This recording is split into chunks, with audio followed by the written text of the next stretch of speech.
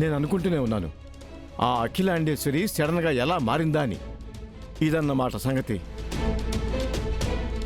ఛీ, కన్న కూతురి జీవితాన్ని నాశనం చేయాలని చూసే తల్లిని నేనెక్కడా చూడలేదు. అంకుల్, మా అత్తకి తగిన గుణపాఠం చెప్పాలంటే ముందు నేను బయటికి రావాలి. అందుకే కదా బాబు లాయర్ని తీసుకొచ్చాను.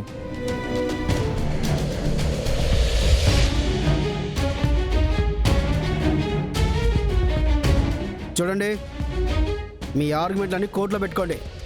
ముందు స్టేషన్ ఖాళీ చేయండి. వెంకీ, నేను ఇప్పుడే వస్తాను. ఎక్కువ మాట్లాడకండి. చూడండి ఎస్ఐ గారు, బెయిల్ తెచ్చినా కూడా మా వాణ్ణి మీరు వదలటం లేదంటే మీరు ఇది కావాలని చేస్తున్నారనిపిస్తోంది.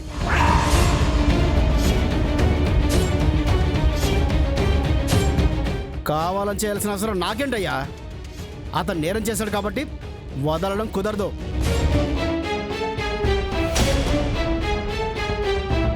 చూడండి, ఆయన మా ఎండి, చాలా మంచి మనిషి.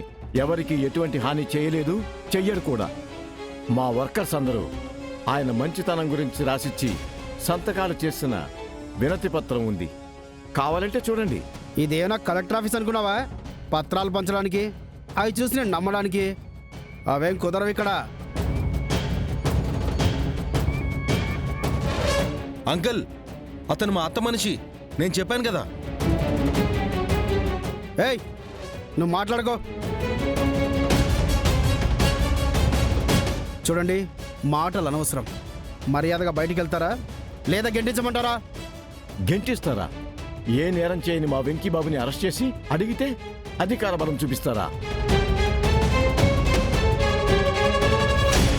అయితే వినండి, మా వెంకీని వదిలే వరకు మేం స్టేషన్ బయట ధర్నా చేస్తాం.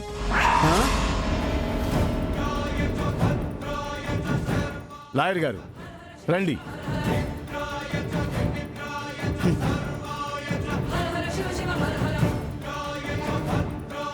Down down. SI down down. Venky విడుదల చేయాలి. SI down down. వెంకీ విడుదల చేయాలి.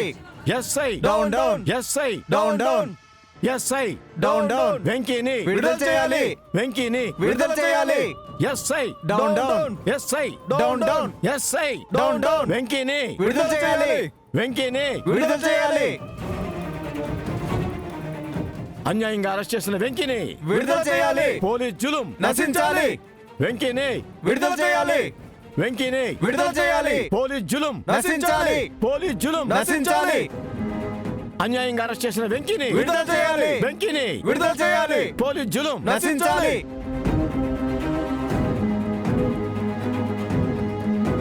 అన్యాయంగా అరెస్ట్ చేసిన వెంకీని విడుదల చేయాలి. వెంకీని విడుదల చేయాలి. వెంకీని విడుదల చేయాలి. వెంకీని విడుదల చేయాలి. వెంకీని విడుదల చేయాలి. ఆపండి.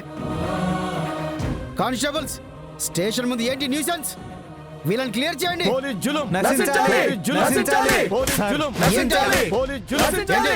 సార్, నా మాట వినండి సార్. వీళ్ళ మీద లాఠీ చార్జ్ చేస్తే ఈ విషయం మీరే తెలుస్తుంది సార్. విడుదల ఆ చేయాలి. విషయం పైదాకా వెళ్ళిందంటే మీ ఉద్యోగం పోతుంది సార్. ముందు వాళ్ళు ఆపండి సార్. నశించాలి. ఆగండి కానిస్టేబుల్స్.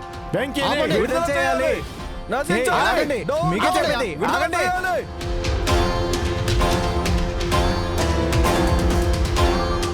ఏంటయ్యా మీ గోల? అతను మర్డర్ అటెంప్ట్ చేశాడు. ఏదో నిరపరాధిని అరెస్ట్ చేసినట్టు అలా కూడా చేస్తారేంటి? ఈ ధర్నాలేంటి? చూడండి సార్, మీరు అతని మీద నేరారోపణ చేశారు, కానీ అతను ఏ నేరం చేయలేదు. అది నిరూపించాలంటే ఆయన బయటికి రావాలి. నో, అతన్ని వదిలే ప్రసక్తే లేదు. శ్రీహరి గారు, ఇతను ఇలా మాట విన్నాడండి. పై అధికారులను కలవాల్సిందే. ఆ? చూడండి ఎస్ఐ గారు, మీరు అఖిలాండేశ్వర్తో చేతులు కలిపారని మాకు తెలుసు. మర్యాదగా బెయిల్ పేపర్స్ తీసుకొని మా వెంకీబాబుని వదిలిపెడితే సరే సరి. లేదంటే ఈసారి కార్మికుల సంతకాలు కాదు, మొత్తం కార్మిక సోదరులను కలిసి కమిషనర్ గారిని కలుస్తాం. ఇక్కడ తేలని ఈ విషయాన్ని కమిషనర్ గారి దగ్గర తేల్చుకుందాం. పదండ్రా. ఆగండి అయ్యా, ఆగండి ఆగండి.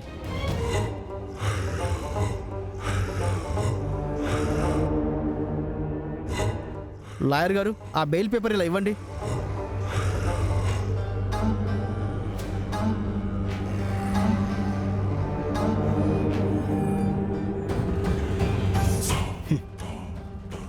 కానిస్టేబుల్ ఆయన రిలీజ్ చేయండి. Okay sir.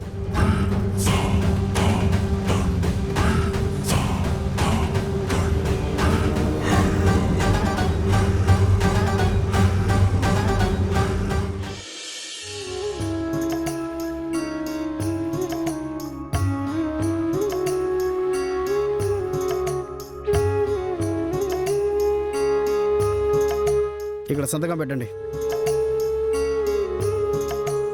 ఇది కండిషనల్ బెయిల్. నువ్వు ప్రతి వారం స్టేషన్కి వచ్చి సంతకం పెట్టాలి. మాకు తెలియకుండా ఊరు దాటి వెళ్ళకూడదు.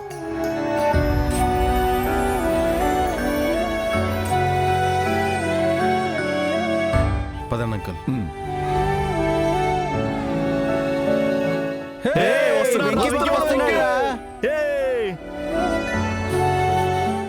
వెంకీ బాబు వచ్చాడు. వెంకీ జిందాబాద్. వెంకీ బాబు జిందాబాద్. జిందాబాద్.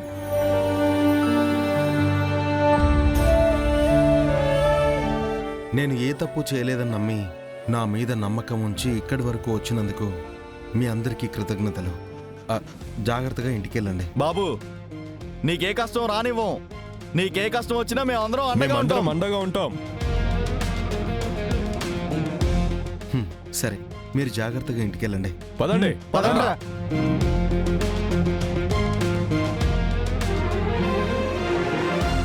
థ్యాంక్స్ లాయర్ గారు.